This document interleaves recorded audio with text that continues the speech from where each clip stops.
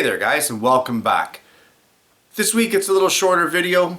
I'm going to show you just quickly how it is that I go about sharpening my roughing gouge.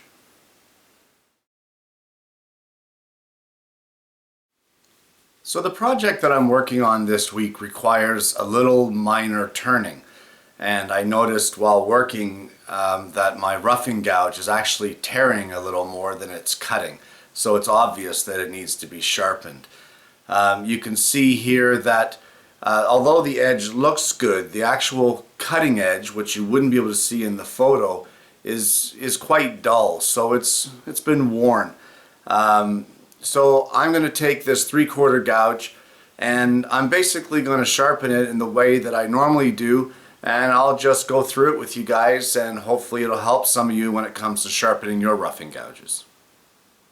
So without going into crazy amounts of detail, I've got my grinder set up here, and what I've got is my Norton 3X stone. This is a medium grit at I believe it's an 80.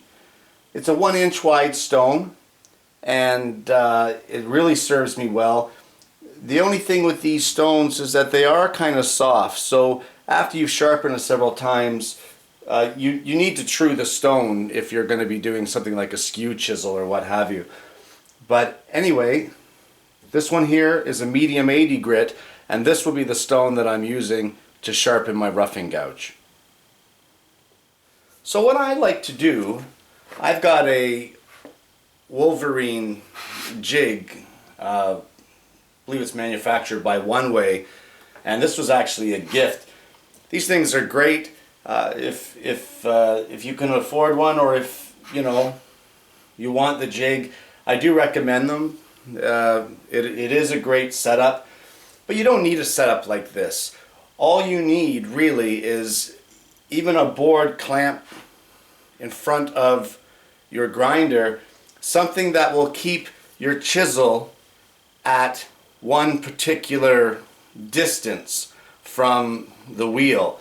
So a little triangular jig as this, you can make your own. I happen to have a store-bought one. But what I like to do, or the way that I do it, is I adjust my distance and I set my chisel into the jig.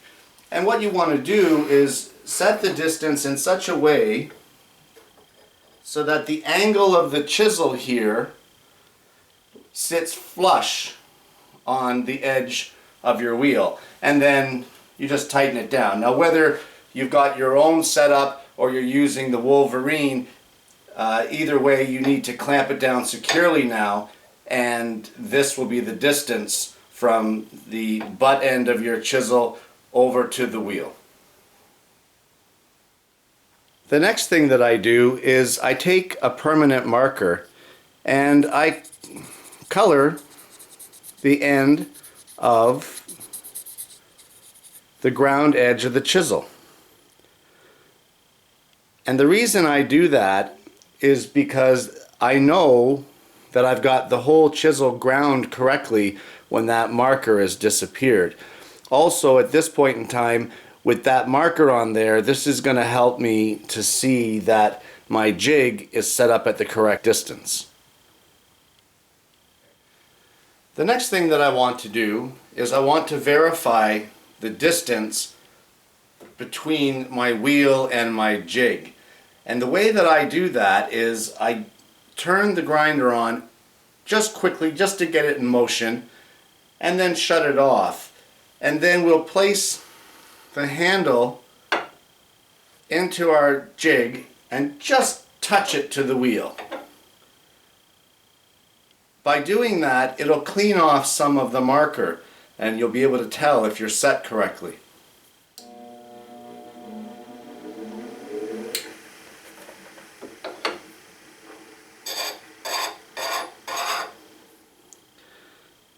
So you can see here that the grinding wheel has removed the marker right up to the top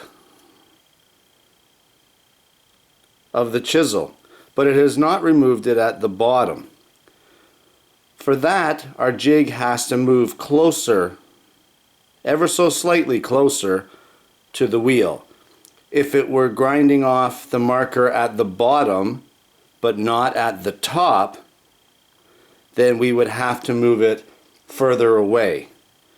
When it grinds it all evenly, top to bottom, then you know you've got it set right.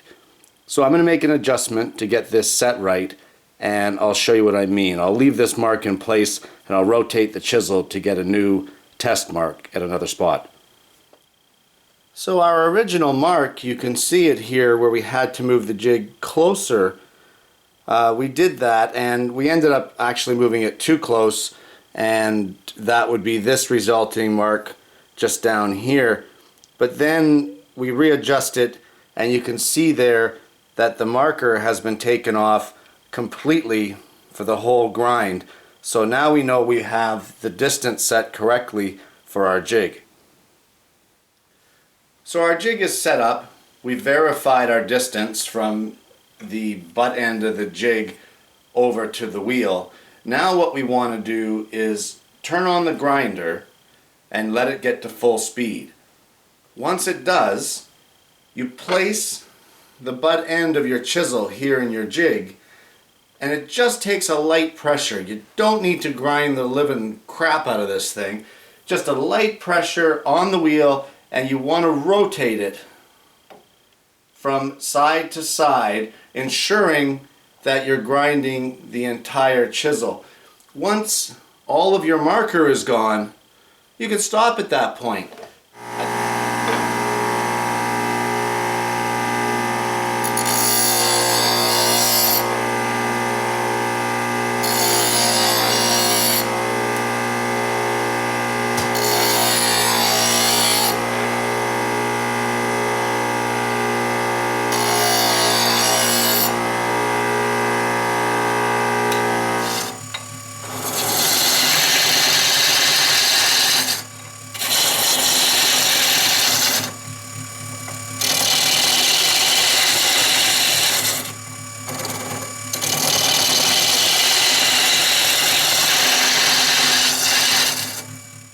And there you have it.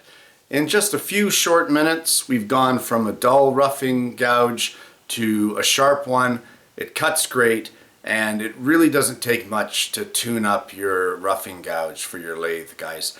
So just remember, you don't want to grind the crap out of it. There's no need to take inches off of your roughing gouge to get a good edge. It's a light touch, it's a quick grind, and that's all you really need to get it back to tip-top shape. Guys, thanks for watching. I will see you next week with another woodworking video.